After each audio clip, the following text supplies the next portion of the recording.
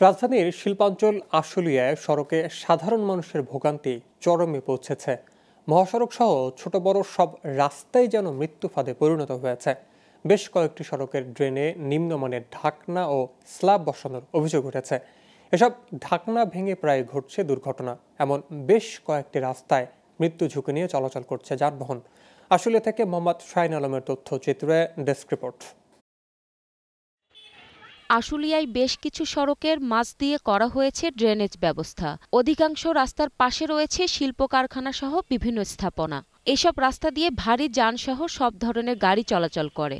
স্থানীয়দের অভিযোগ, বিভিন্ন জায়গায় ড্রেনের গর্তে নিম্নমানের স্ল্যাব বসানো হয়েছে। গাড়ির চাপে স্ল্যাব ভেঙে ঘটছে দুর্ঘটনা। এই যে মনে করেন এই যে একটা গাড়ি অন সাইড হয় না, ওই বাঙ্গার লেগে ওই বাঙ্গাটা ভালো থাকলে তো মনে করেন আমরা এক সাইড দিয়ে যেতে পারি। 5 মিনিটের রাস্তা আধা ঘন্টা লাগে, 1 ঘন্টাও লাগে। চাকা যায়, চাকা পাংচার হয়, গাড়ি পাত্তি ভাঙে, লোড গাড়ি আসাটা অনেক মুশকিল হয়ে যায় আর কি রাস্তায়। এসব সড়কে মৃত্যুর ঝুঁকি নিয়ে কারখানার লাখো শ্রমিক, বিভিন্ন শিক্ষা প্রতিষ্ঠানের শিক্ষার্থী সহ সাধারণ মানুষ ও যানবাহন চলাচল করছে। জামগড়া থেকে পল্লী বিদ্যুৎ এর বিকল্প রাস্তা এবং চিত্রশাইল থেকে আকরাম মার্কেটের রাস্তা সহ বিভিন্ন এলাকার সড়কের এমন বেহাল দশা। এরকম যে রাস্তার ভাঙা যে অংশগুলা, এগুলোর মধ্যে অনেক সময় দেখা যাচ্ছে আপনার রিক্সা চাকা একটা সাইডে পড়ে, মানে প্যাসেঞ্জার এবং কি ড্রাইভার দুজনই আহত নিহত হইতেছে। গাড়ি পরে জায়গায় সময় লাইট অন্ধকারে গাড়ি পরে জায়গা ভিতরে রাস্তা ভাঙে দিকে, এই কারণে গাড়ি আমরা চালাতে একটু সমস্যা।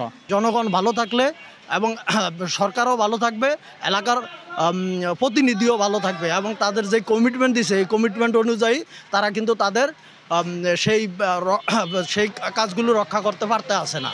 সড়কে ভোগান্তি শিগগির নিরসনে আশ্বাস দিয়েছেন এই কর্মকর্তা।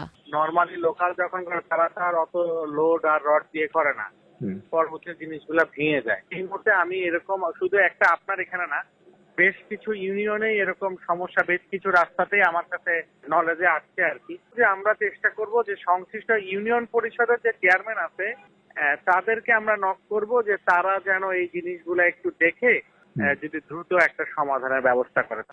Global television news desk.